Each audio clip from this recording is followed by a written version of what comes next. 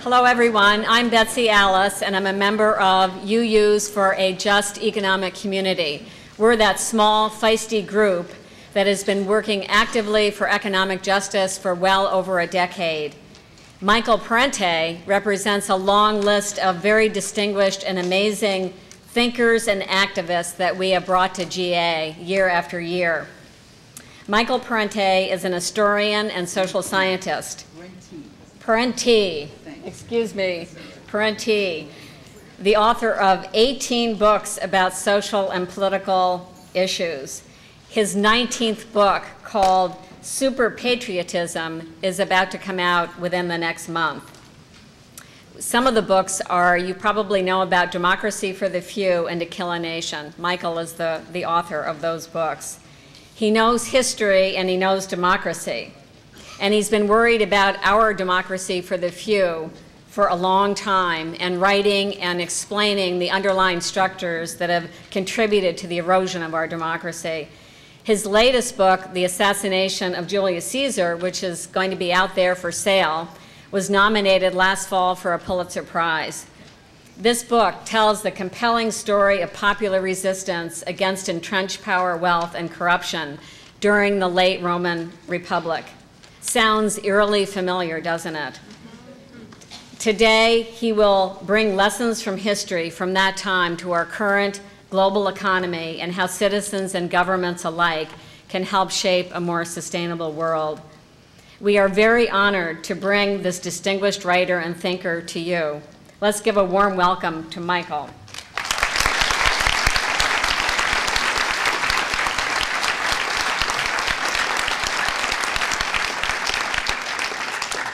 Thank you. I want to thank the Unitarian Universalists for a Just Economic Community for bringing me here today. Those of you who are planning to ask me at the end of this talk, yes, but what do we do about it? Then let me say right now, come work for the Unitarian Universalists for Just Economic Community. It's an organization that struggles against, fights against economic injustice and for all forms of social justice. They educate, they engage and activate people. Both Unitarian Universalists and even others have been known to be activated by them.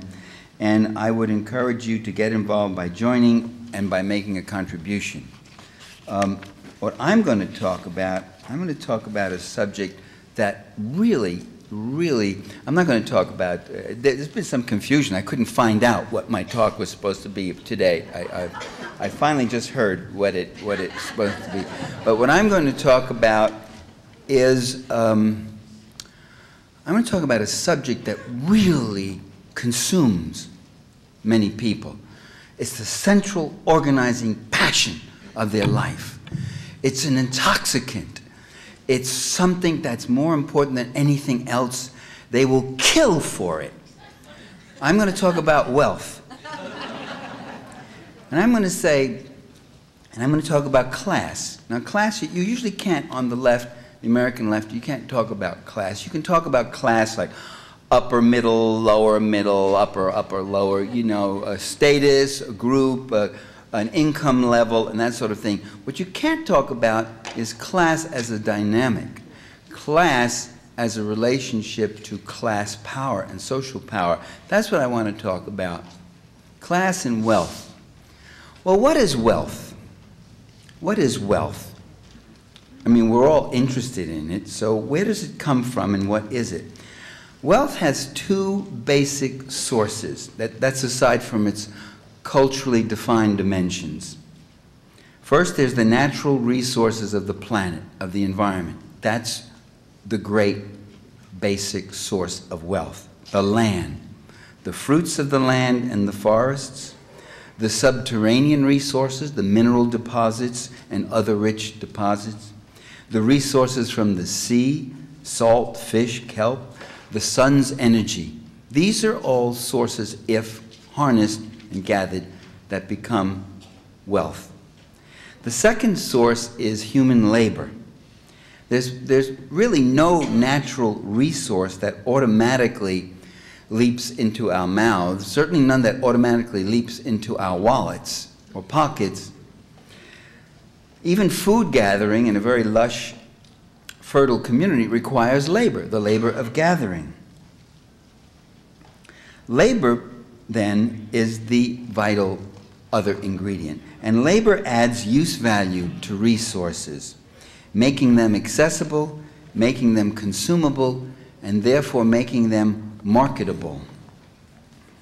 Labor also adds market value.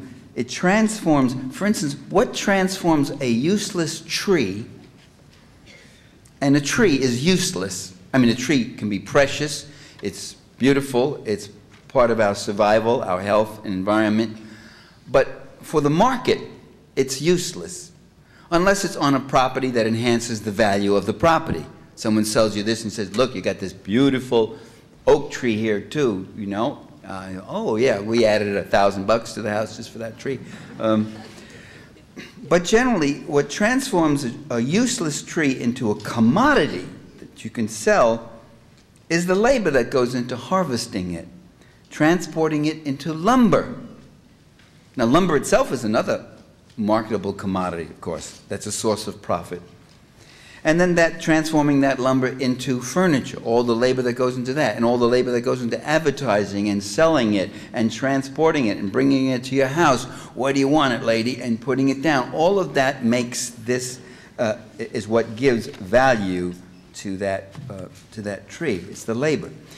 In food gathering and hunting and even early horticultural societies, there was not much opportunity to accumulate wealth. I mean, if you were a Native American Indian, you might want to own 2, 3 horses. You might even have pride, but you couldn't own 200. You couldn't take care of them all. You wouldn't have any reason for that.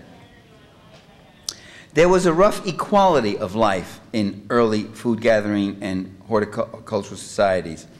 There was a place for everybody at the fireplace. There was a communal table. If there was abundance, it was shared by all, more or less. I mean, maybe the hunter who killed the buffalo got the first choice cut or something, but everybody, there was food pretty much for everybody. If there was scarcity, if the herds disappeared, if the crops failed, if there was hunger, that too was shared by all. This is what was called primitive communism by some. By late horticultural societies, by the time you develop agriculture and surpluses and such, larger tracts of land are cultivated, towns and settlements, larger concentrations of populations in abundant valleys, trade develops, and wealth accumulates. And we witness a very strange and unfortunate phenomenon. That is, those with a surplus abundance, instead of sharing, become more possessive. Surplus and accumulation stimulates the accumulation impulse. Those with large tracts of land and large herds want still larger tracts and larger herds. And to make sure they can keep them, they hire bands of retainers to protect what they have from the dispossessed, the beginnings of the state and the beginnings of class society. So in advanced horticultural societies, they also do something else. They use force and violence to enlist other people into the quotidian drudgery, into the toil of their plantations, their estates, their mines, and such. These other people are slaves. And the slaves create wealth through their labor by creating all of this stuff and consuming but a bare subsistence of it. Well, so class society, class conflict, these are, as I say, they're forbidden terms in U.S. political culture, even among many who pretend to be on the left. You're not going to hear too much of that. But thinking of class as more than just a sociological category or an income category, as I said, lower middle, upper middle, all that stuff, thinking of class as a dynamic interrelationship having to do with wealth, Class, in that sense, is not just a category or a status, it's a social relationship. There's no such thing as a class in isolation. You can't talk about slaves without talking about slave holders and masters. You can't talk about lords without talking about vassals and serfs. You can't talk about corporate bosses without talking about workers and corporate employees. And what distinguishes each of them in each case is their relationship to a third factor. What distinguishes the few who own and the many who work for those who own, what distinguishes them is their relationship to this third factor, which is the means of production. That is, to the wealth, to the state power, to the land, the mines, the mills, the goods, the services. There are those who own things, and there are those who work for those who own things, who have nothing else, so they sell their labor power. That's most of us. That's what we got to do. We got to go find a job or a profession or something like that if we plan to pay the rent, whatever. Now, capital comes in two forms. There's both productive capital, that's the land, the mines, the mills, all that stuff, and then there's the material component of production. I mean, that is the material component of production I just mentioned. And then there's financial capital. The goal of the modern capitalist, the modern transnational corporation, the goal of that organization is not productive capital or productivity as such. The goal is financial accumulation. And if maximizing your financial communication means intensifying your productivity, they'll do it. If maximizing your financial accumulation means minimizing productivity, taking certain things out of production, deindustrializing whole areas, buying up all the public assets in Eastern Europe and then just selling off the assets and deindustrializing them and closing them because you don't want their steel industry to compete with yours. You don't want their mining industry to compete with yours. You don't want their agribusiness to compete with their collective farms to compete with your agribusiness. So you buy them up and then you put them out of business, which is what has been happening all over Europe. It's happening today now in Serbia, now that Serbia has the blessings of the free market capitalist democracy. David Broderick, former president of U.S. Steel, said it very nicely. I heard him once on TV. He said, U.S. Steel is not in the business of making steel. That was very smart. I came to the edge of my seat. I said, is he really going to say it? And you know what? He did. And then he didn't say, it's in the business of making a profit. He didn't say that. He said something better. He said, it's in the business of making the highest possible profit for its shareholders. That's what it's in the business of. That's what U.S. Steel is in the business of. That's what General Motors is. That's what General Electric is. That's what General Dynamics is. That's what all the generals are in the business of, making sure that those who have shall have yet more.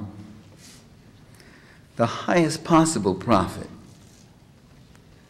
One of the key instruments for this accumulation process is a convention known as money. I was taught when I was in school that money is a medium of exchange. It's a way we can deal and exchange goods and services. And that has a really nice, neutral sounding ring to it. Money is a medium of exchange. Money can be used for good or bad. You can use money to build a hospital or to bribe an official. You can use money to enhance with scholarships or corrupt or kill or whatever. Actually, on further reflection, I decided that money is not a neutral thing. Money is not an instrument for good or bad. Money itself, by its very nature, historically in a class society, becomes a means of abstracting, mobilizing, and accumulating wealth. Otherwise, they wouldn't have invented it. They wouldn't have put so much stock in it. They wouldn't be going after it so much. In the olden days, when wealth consisted principally of land, crops, herds, furs, silver plates, gold cups, jewelry, and such, you could accumulate just so much, and you can do just so much with it. But abstracted from material wealth, money becomes a very flexible, very powerful, very mobile tool for accumulation. In a world of rich and poor, there's nothing neutral about money. It's the same with technology. When they say technology is just a neutral instrument, you could use it for good, you could use it for bad. That's not true. Technology is developed within the framework of a social structure. Technology is developed by those who own and control technology, who have a lot of money. And they develop technologies of surveillance, they develop technologies of war, they develop technologies of self-promotion, of marketing. That's what they use technology for the most part. Cell phones are very tacky, I think. That's something we don't want to...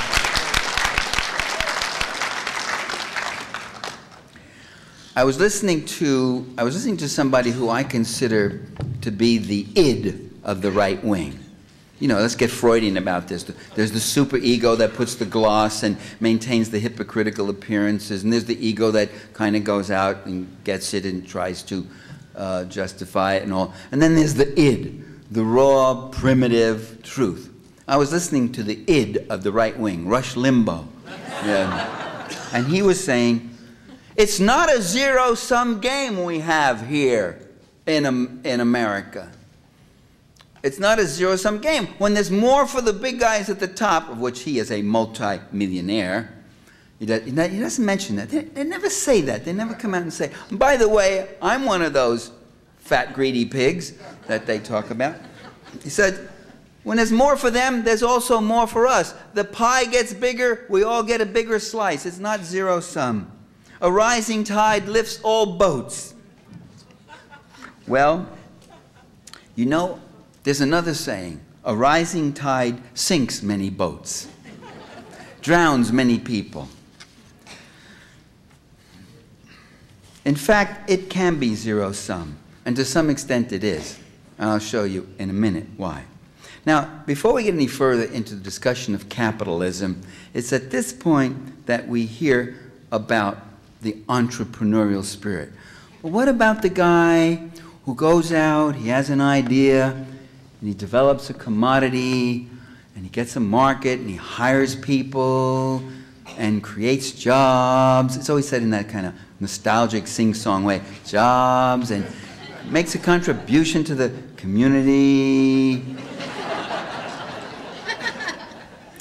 You know, you could, by this time you're getting all moist-eyed, you know. And I always have to say, I'm not talking about those people. I'm not talking about mom-and-pop capitalism, okay? Lenin made the point. 5 million small businesses count for nothing. A few giant cartels count for everything. I'm talking about the people who have the muscle. I'm not talking about the squirrels who are dancing among the elephants and getting stomped out. 400 a week getting stomped out of business, small businesses, with others coming in. Of course, hope beats eternally. I'm talking about the elephants. I'm talking about those who are doing the stomping. I'm talking about the transnational monopoly, finance, capital reality, not the entrepreneurial mythology. So that's what we're talking about. And for them, it is, to some extent, zero-sum. Great wealth creates great poverty. There's not just an innocent juxtaposition. We always point out that juxtaposition. We always say, isn't it tragic? So much wealth right next to so much poverty here. Isn't this terrible? As if they're just sitting there in embarrassing juxtaposition. No, great wealth causes great poverty. You can't have great wealth unless you have poverty. You can't have rich slaveholders living on these big plantations, living a life like that, unless you have impoverished slaves. You can't have the lord born to the manor unless you have the serfs who do all that work for him.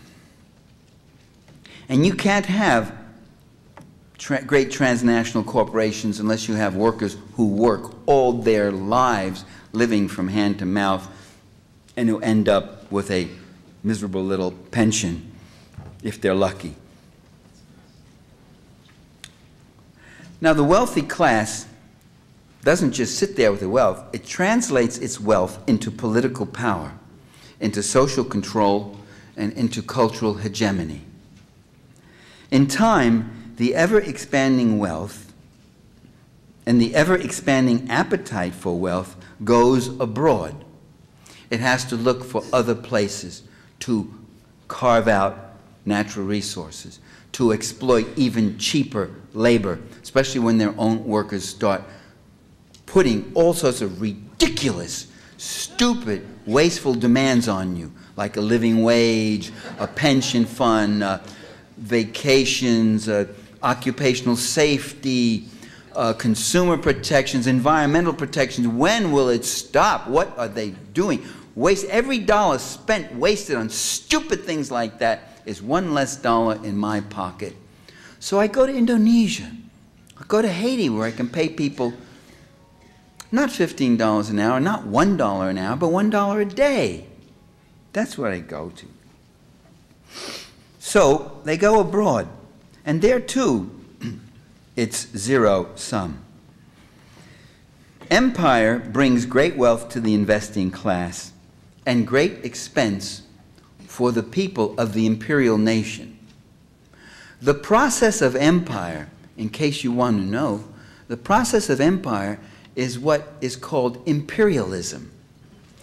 And imperialism is when the ruling interests of one country expropriate or exploit the land, the labor, the natural resources, the markets, and the capital and technology of another country.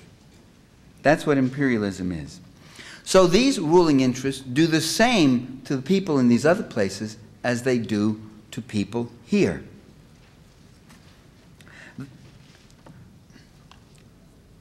The patricians pursue their far-off plunder, and we, the people, are also very much involved in empire in terms of its costs.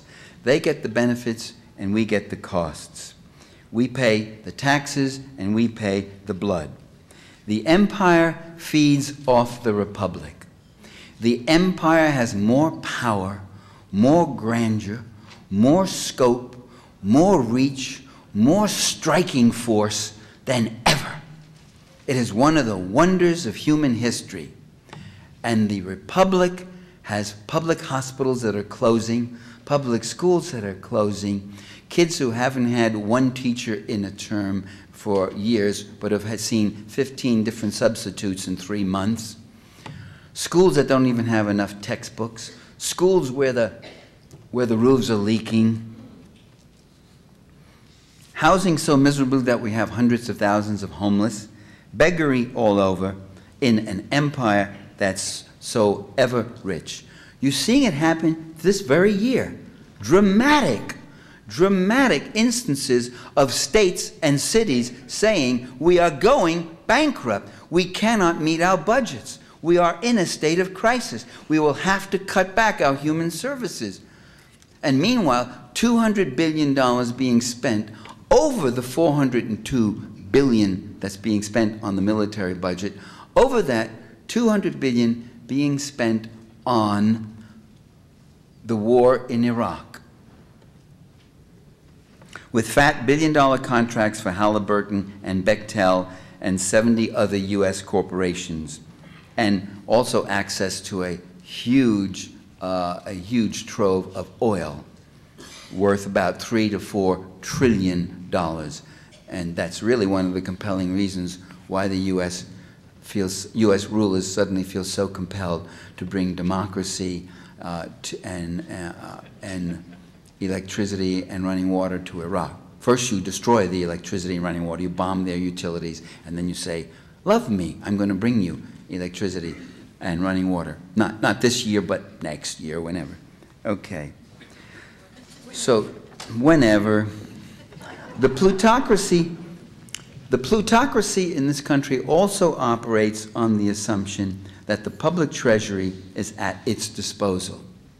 So while you have a ruling class propaganda that says government is the cause of all your problems, stop running to government for a handout, do self-reliance, it's the free market that gives you your prosperity, while you have them saying that, these same people are going to government, going to the public treasury, and they're pulling out billions of dollars in equity subsidies, loan guarantees, export subsidies, research and development assistance, production loss compensations, tax write. If mom and pop go out of business, they don't get bailouts. They don't get bailouts from the federal government.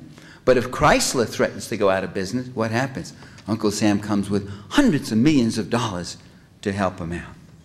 Tax write-offs, grants and aids. Hundreds of billions of dollars every year go from the U.S. taxpayer to the Fortune 500. To them that have shall be given. To them that have not shall be taken even what little that they have. And the plutocrats operate on the assumption that the rest of us should learn to stand on our own feet and stop running to the government.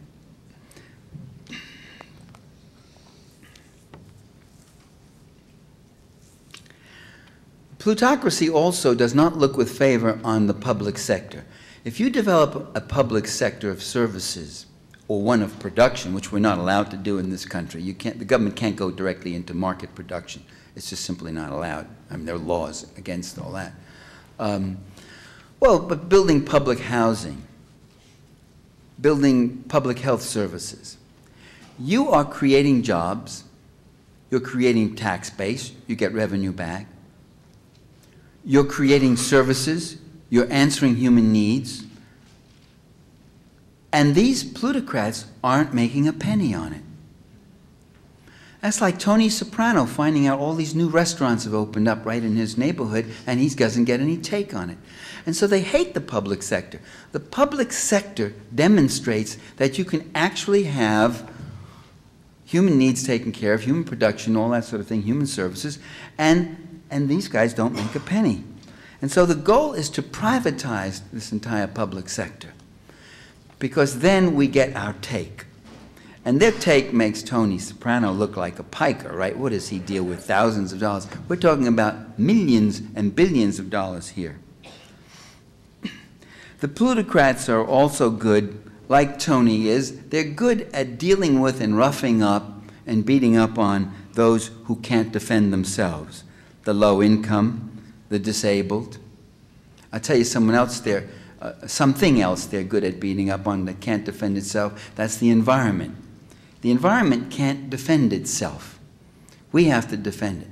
And they're really good at it. They're really good. They see the environment. They see whatever natural resources are left. They see that as they have a right to whatever those natural resources are there. They have a right to get it and use them as they want, when they want it, to maximize profit, quick cash profits, and the like. Another device they have is deficit spending. This is how the plutocracy uses our otherwise democratic government in the most undemocratic ways. It's a myth. It's a myth that right-wingers are fiscal conservatives. No one's a bigger, wilder spender than the reactionaries who are in power now. Ronald Reagan tripled the national debt from $800 billion to $2.3 trillion by the time he got out. George Bush added an additional $2 trillion to the national debt. Clinton reduced the debt somewhat and actually produced a surplus in his last two budgets. No deficit. What is a deficit? A deficit is when the government spends more money than it takes in revenues. How can it do that? It does that by borrowing from people who have lots of money. Rich creditors, banks, financial institutions, and the like, floating government bonds. The national debt is the accumulation of these yearly deficits. Deficits and debts accomplish several things for rich conservatives. First, the debt is a source of safe investment and income for the creditor class. The bonds, those U.S. bonds you buy, you have the full faith and credit of the federal government behind them. It's a safe investment. And yet one of the things with people with billions of dollars is, what do they do with it? What do I put it into? Where can I put it, you know? That it'll be safe, or that it'll make me a return, like. The second thing is that deficits and debts represent an upward redistribution of income from the millions who work to the rich investors. Because what happens is these investors lend billions of dollars every year to the U.S. government, and we, the people, the taxpayers, have to pay them back at interest that accumulates and accumulates and accumulates and grows.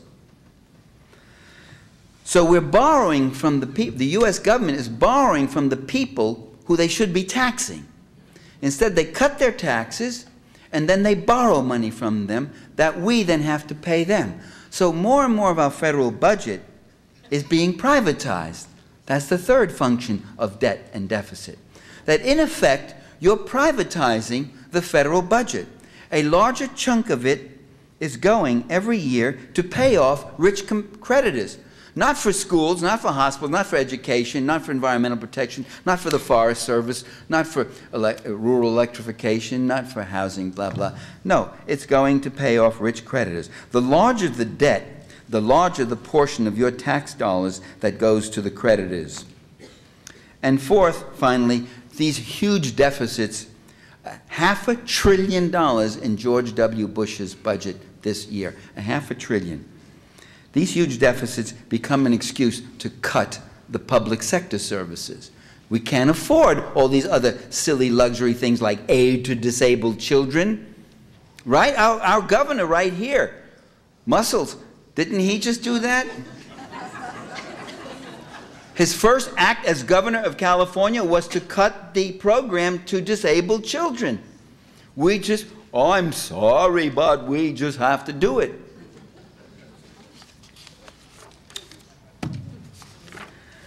Well, through much of history, then, the leaders of a capitalist state have been concerned with three things. First, to extract surplus value from the labor of the people, extract wealth, all the things I've just been saying, from the many, putting it in the coffers of the few. This whole process I'm describing, loan guarantees, export subsidies, well, that's all part of capital accumulation.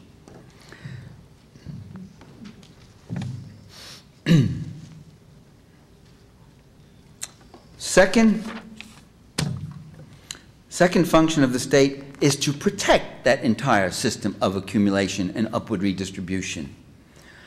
Keep the entire system of class control and class exploitation intact, suppress resistance and dissident elements, and when that becomes too difficult, then grant concessions, incorporate changes into a new synthesis that helps the overall capitalist system to remain intact, but with a slightly more equitable distribution of wages and wealth. That's not class oppression, that's called class struggle, when people fight back and they make certain gains, and the guys at the top say, whoa, this is really getting hot, we better give in on this, better give in on that. The second function, though, the systemic function of systemically maintaining this system of expropriation, is achieved with symbolic manipulation, informational control. I have water here already. Police state repression, control of the law and the courts and other auxiliary institutions. There's a third function that the capitalist state has, and this is the one I find very interesting because I think it's really being overlooked by the reactionaries who are in power today. They're called conservatives. I don't get it. Why?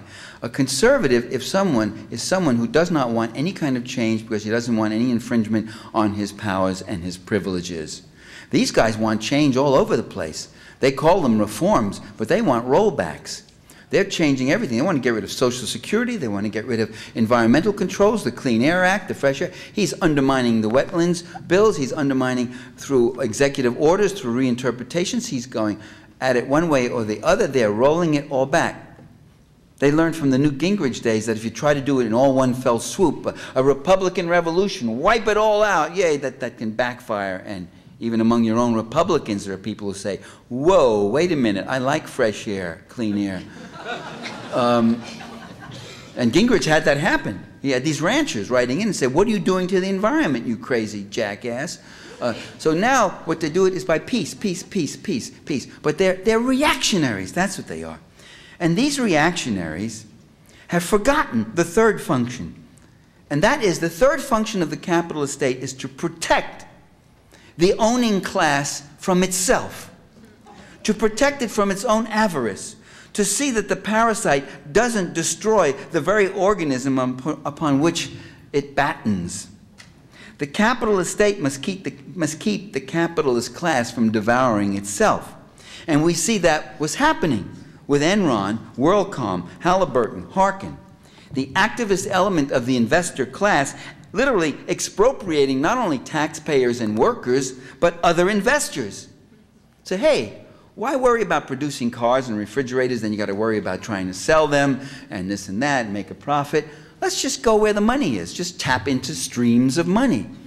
Let's go. Who has money? Investors, pension funds, 401ks, all this stuff. Let's go and steal money from them. And they have been caught plundering investor income, billions of dollars. Many of these investors, of course, are small investors too, life pensions and all that.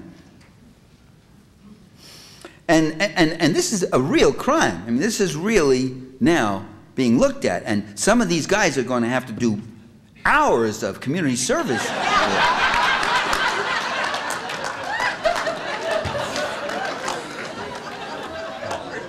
I mean, I'm getting really tough here, boy. I mean, you think I'm kidding. Look at Argentina. Do you remember what happened in Argentina a few years ago? I mean, I thought there was a case of the failure of the capitalist state to protect itself against capitalism. All of the people's pensions and monies and funds and everything, Argentina, this investor class went in there and stole. They are, you don't understand, you're dealing with people who are insatiable. You're dealing with people who are absolutely ruthless. We are dealing with addicts. It's not true that coke or heroin is the worst addiction in America, or cigarettes or alcohol. The worst addiction, the most crippling, the most damaging addiction is wealth. These people are just out of control. They just want more and more and more. And they're not unlike the ruling classes of all history. If the ruling classes of all history have ever wanted anything, there's only one thing they've ever wanted, and that's everything. They want all the lands, all the choice crops, all the herds, all the rich mineral deposits. They want control of all the labor, all the markets. They want all the civilities and comforts and luxuries of civil society while paying none of the costs. They want everything. And then when they got everything, they want still more. They want gold chalices to drink out of. They want $1,000 bills to light their cigars. They want, of course, the ruling class has learned since the days of the robber baron, they're not as crass and crude about it. But they are just as ruthless in their dedication to this accumulation. And I think that might be the crucial difference between the Democrats and the Republicans. That is, the Democrats are a capitalist party. They will tell you that. They're not so, they're capitalists. But they are different in that they do see this third function as important, that the state does have to occasionally rein in the avarice of the ruling class. So capital, the other thing that capital has to do is it needs to continually expand, and now on a global level. Ownership of the world's water supplies is next. A source of investment, ownership, and profit. A source of creating scarcity. A source of creating a new private market and more profits. Get people to work harder and harder so they have to pay a large chunk of their modest incomes for water. for water.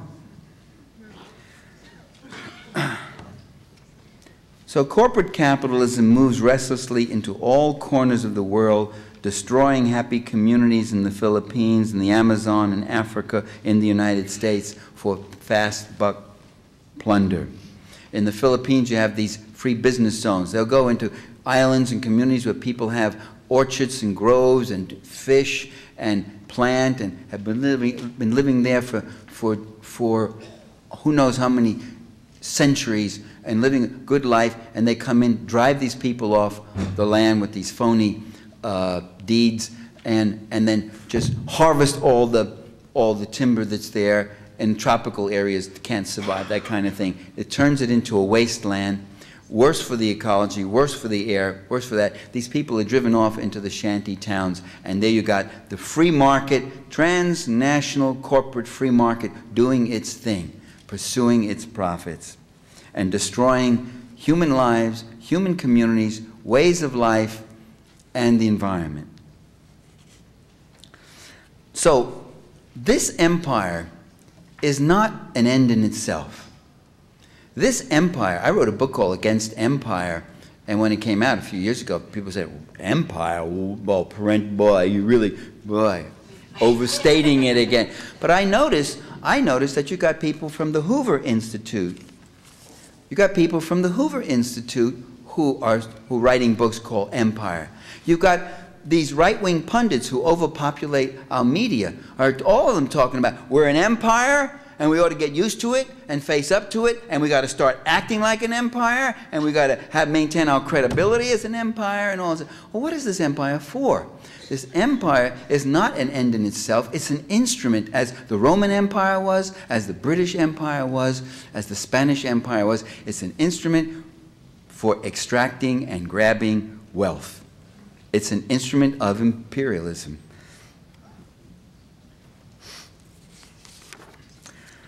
So Max Weber was a bourgeois conservative social theorist, a non-Marxist. I give you a quote of his. He wrote this in about 1912. The question is, how are freedom and democracy in the long run at all possible under the domination of highly developed capitalism? That question, ladies and gentlemen, brothers and sisters, that question is still with us. How to defend and advance a political economic democracy in the face of corporate economic domination. Well, there exists not only class oppression, but class struggle. The many have been fighting back.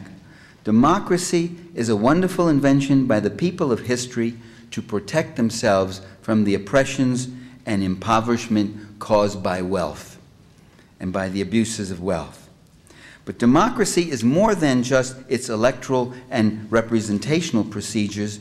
It has a substance and a content. Oh, they'll give you the procedures. We can have elections for dog catcher, elections for president, elections for this, elections for assembly, elections for school board, elections all over the place.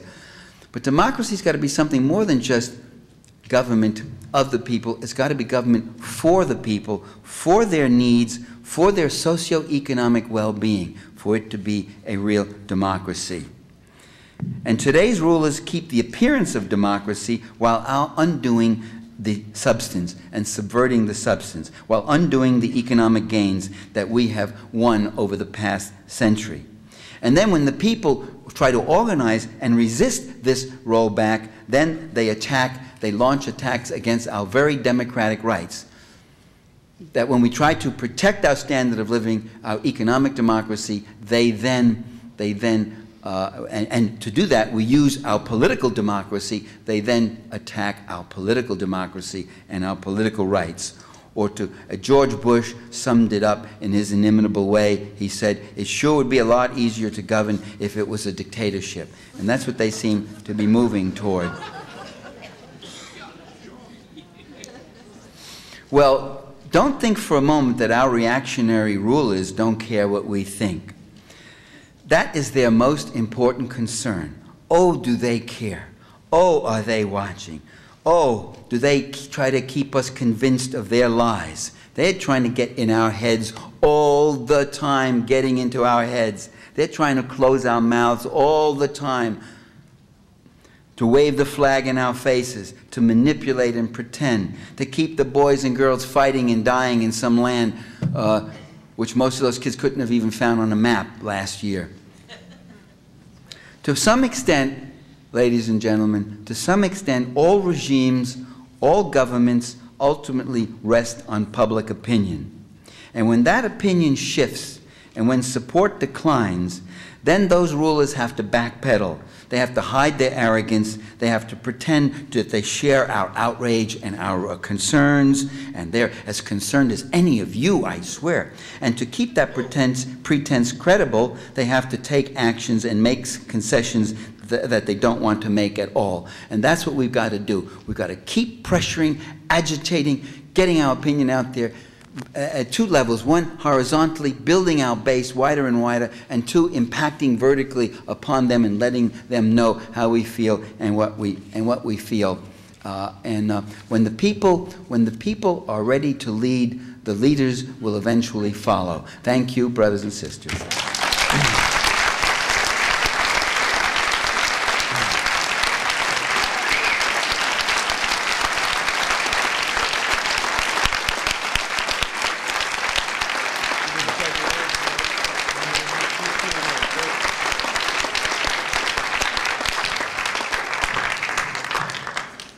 Thank you, Michael Parenti.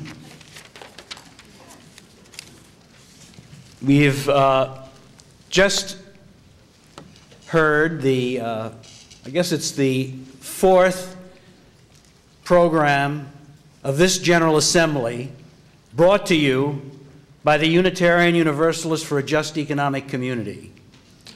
We've had several thousand people attend our programs at this GA and hear some of the most informed people in our nation speak to you.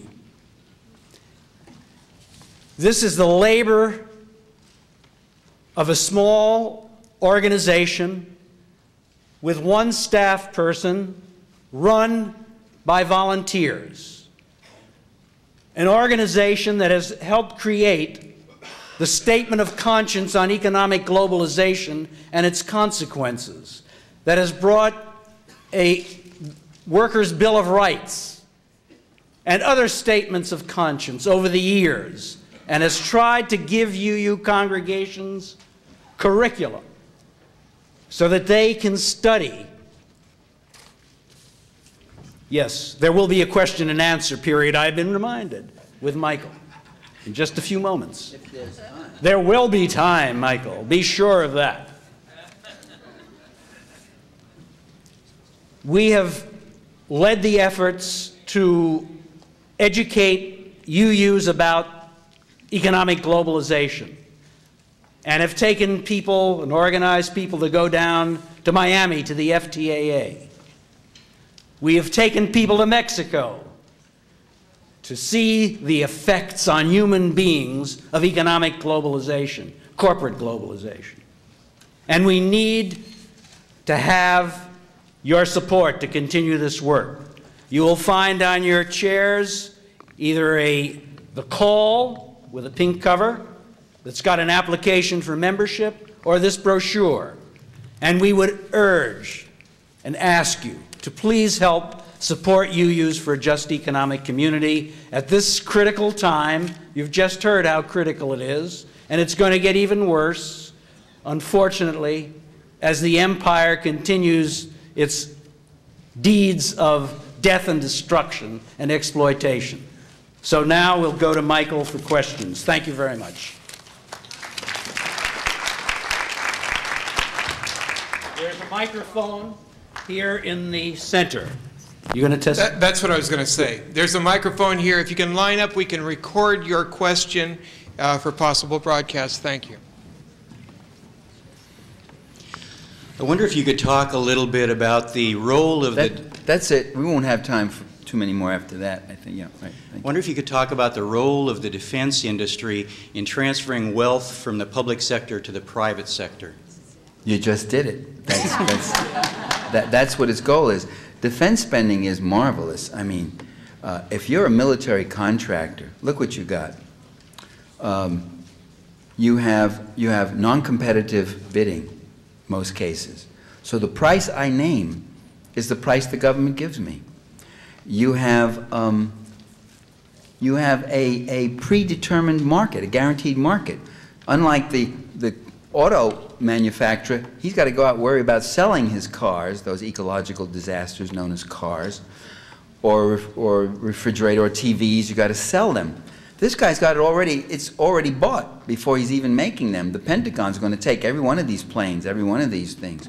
You get research and development from the government. You get equity.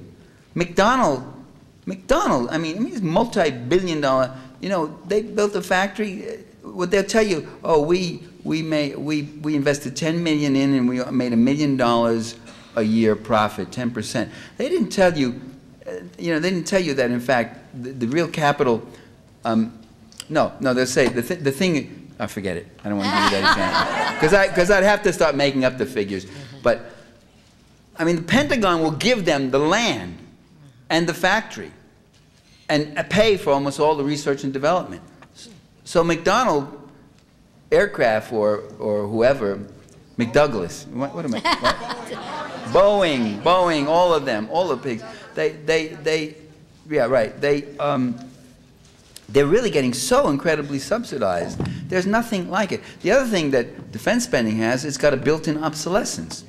You know, it's infinite. I mean, how prepared is preparedness? I mean, when are you fully prepared? Now we find out that the $450 billion we're spending every year on the military doesn't cover wars.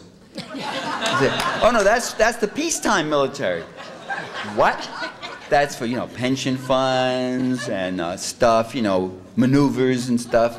But they need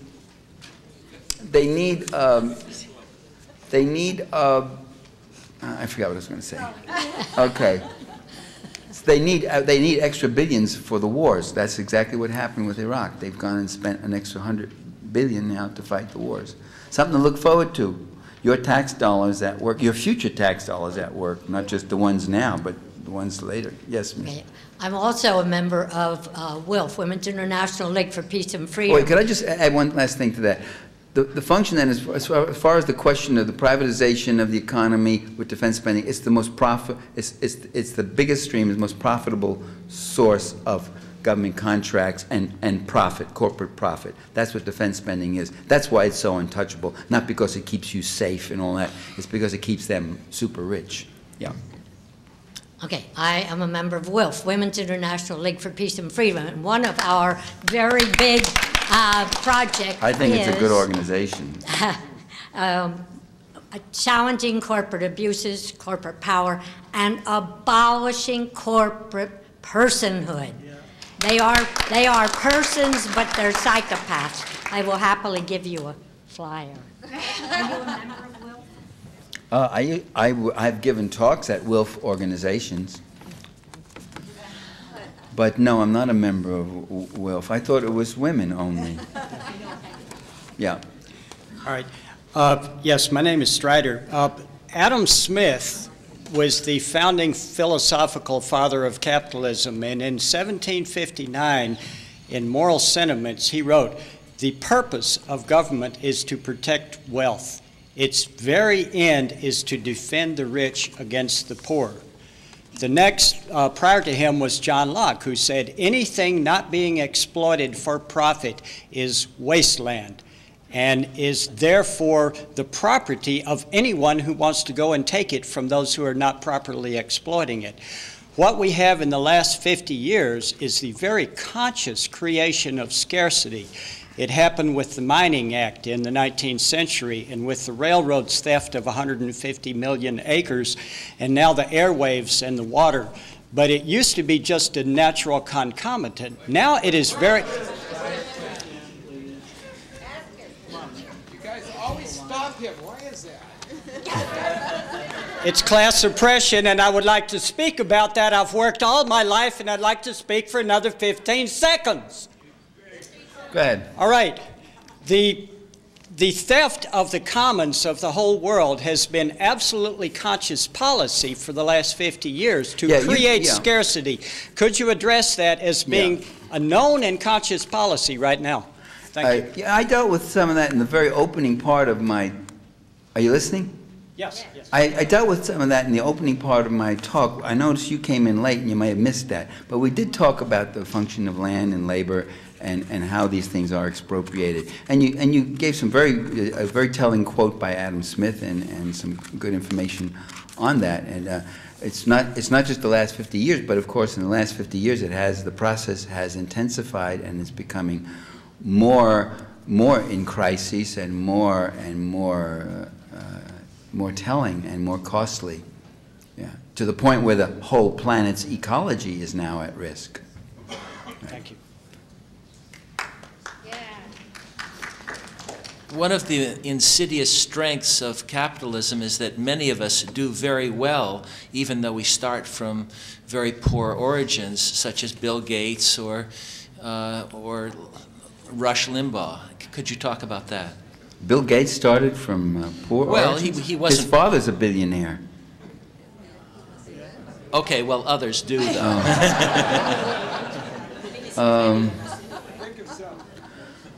Well, I don't know what the point is. The point is that there are people who make great fortunes. Yeah, that's true. Generally in an advanced, mature capitalist society, making a great fortune is a rare exception. Bill Gates, I mean, you can name them on one or two hands.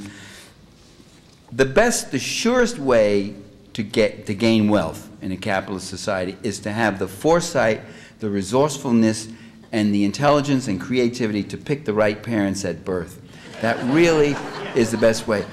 There's very little really transporting from one class to another. I mean, you might go, my father was a blue-collar Italian-American worker in New York, and I was a street kid in New York City, and I didn't go to college after high school, not for a while. I worked and all that. Okay, so I was lucky because I was at a certain stage where the economy was expanding, universities were expanding, there was a stipend, a fellowship. I don't see that, though. I don't see that I don't see it as a manifestation of the beneficence of capitalism, one. I don't see it as a demonstration of the individual greatness and accomplishment of this present person. I'm a self-made man. That's baloney. There's no such thing as a self-made man. I wouldn't have been able to go anywhere if it wasn't for generations of people whose names I don't even know, who fought for the principle of public education. That's how I went to school, because I got public education.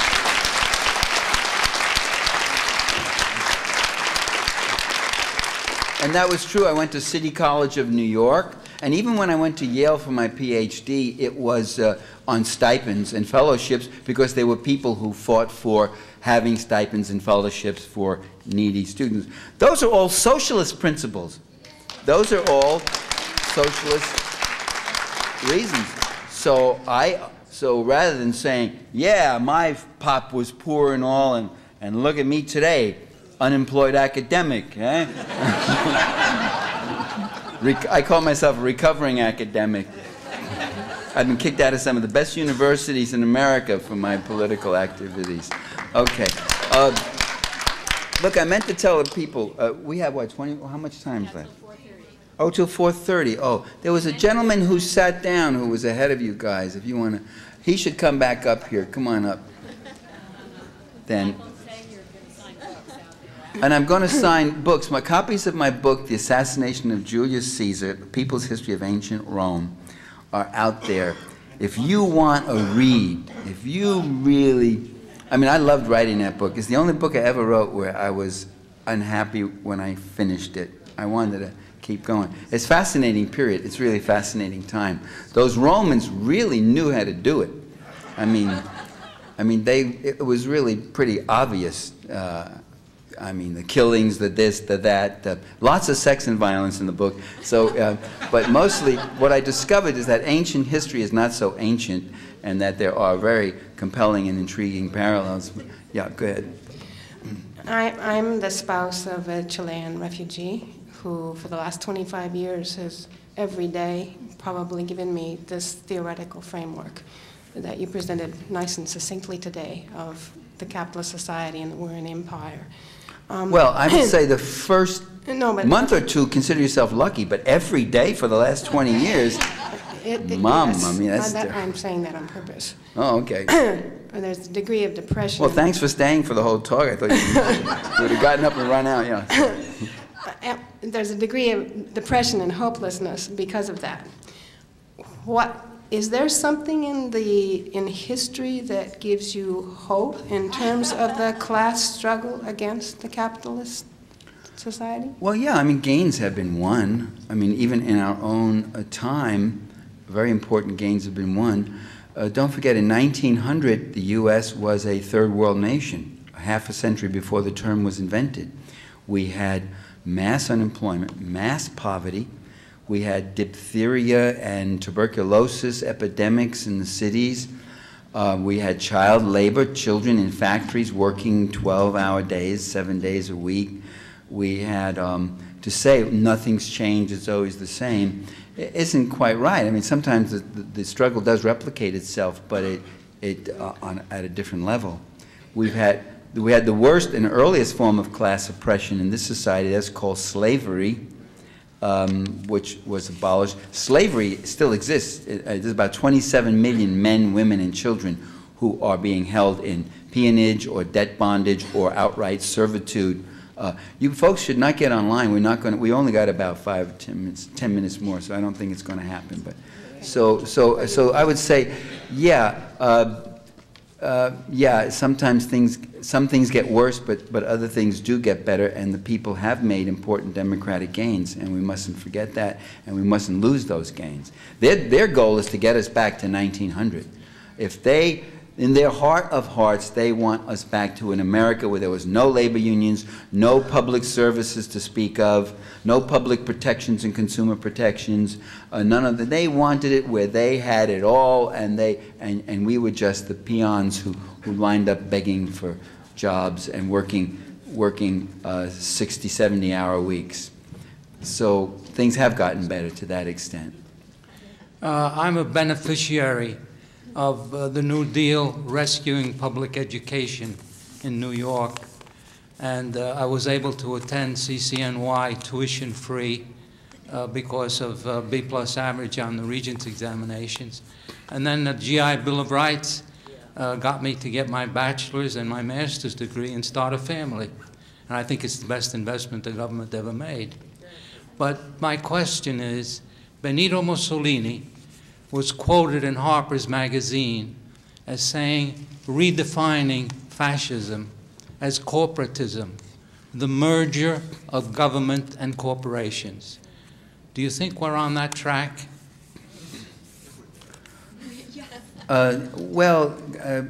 Mussolini's corporatism was more than the merger of corporations and state. The corporate, it meant the incorporation of the entire population. There were corporate components, workers, peasants, middle class, and all. It's another whole thing. That's a playing around with the term. Fascism is a false revolution. We use the term fascism to mean Pinochet, oppressors, right-wingers who support the state. But fascism was a particular invention of the ruling class. It projects a false populism. It projects a mass populism. And in that sense, you're getting some of that from this class today. They project this false populism that we're for you folks. It's these liberal elites who try to run everything. It's these latte-sipping hoity-toits, and we're for you regular folk here, you know. And George Bush gets up and he says, Americans, I heard his ad on TV, he said, Americans are hard-working people. He just gets his Texas accent gets thicker, and we out there and we're doing it, you know. So they try to affect, because they know that a lot of people don't vote the issues. They vote against their own interests. They vote their values. And they say, we're the guys you want. We're the church-going ones. We're the ones who believe in marriage and the sanctity of marriage. Rush Limbaugh. He loves marriage. He just got his 3rd divorce. He's going to get married a 4th time. He loves marriage. He believes in marriage. He's going to keep doing it until he gets it right, you know. I mean, they're the biggest hypocrites. They're no more pristine in their personal lives than we are. But this is the hypocritical veneer they put out there. You know, George Bush never read a book in his life. They like him for that. That's what they, you know, they don't quite say that, but regular guy and all that sort of thing. So in that sense, they do make mass appeals in order, and they do conjure up irrelevant enemies. They say the people who are doing this to you are the immigrants, or the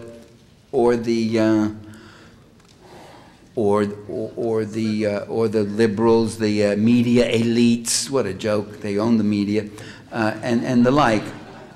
And that's what Hitler did. That's what fascism was. It's a way of mobilizing and misdirecting mass sentiment, and with a revolutionary aura.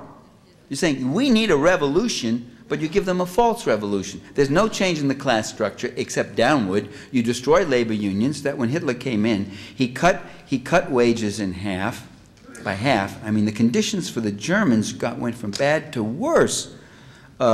Increased military spending, privatized things. Does any of this sound familiar?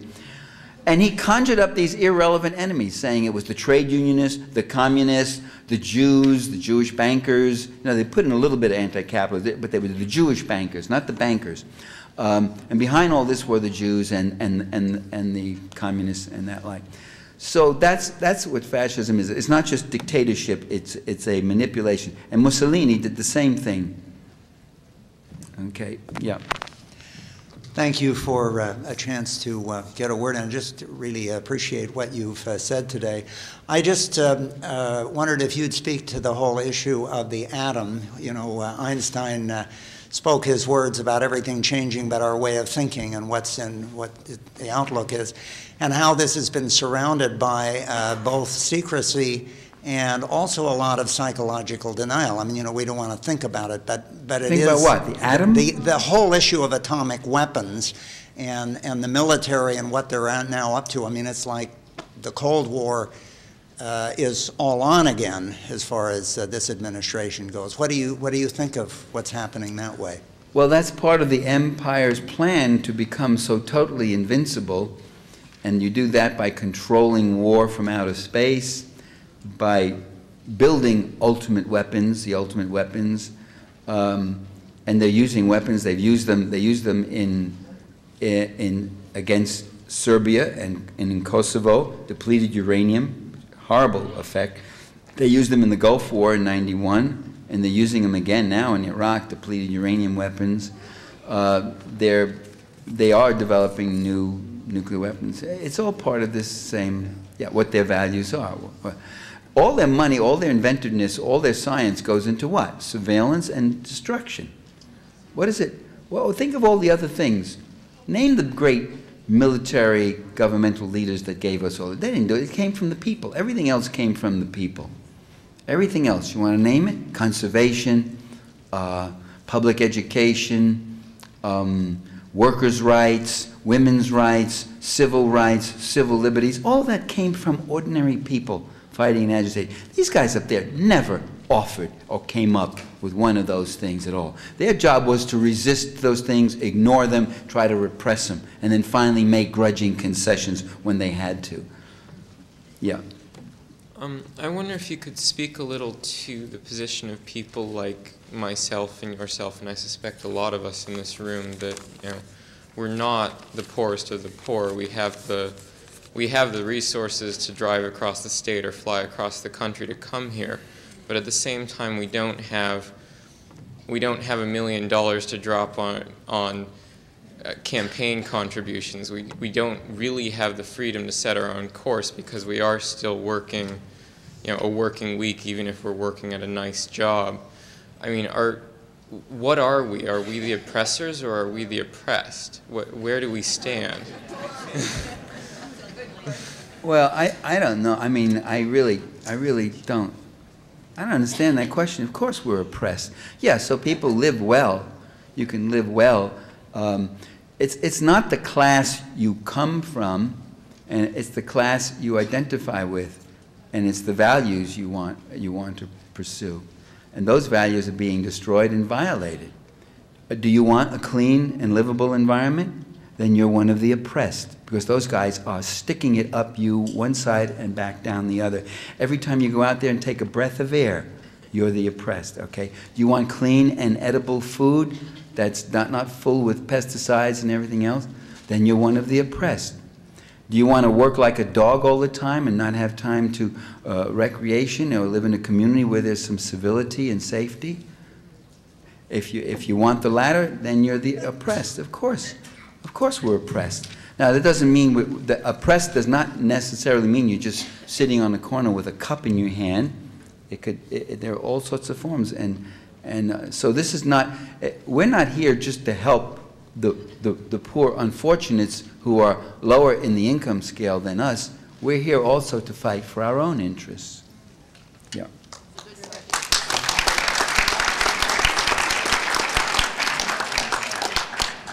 I was interested, you talked about government deficits or ballooning government deficits as a tool for creating safe investments in terms of Treasury bills, a larger Treasury debt. I wonder if you could speak to the fact that a lot of relatively safe, because nothing's really safe, because the government can full faith and credit, you know. Yeah. The fact that a lot, I think the majority of U.S. government bonds are held in other countries, in fact, a huge proportion in China. So I'm curious about that, how you see that in the framework you're talking about.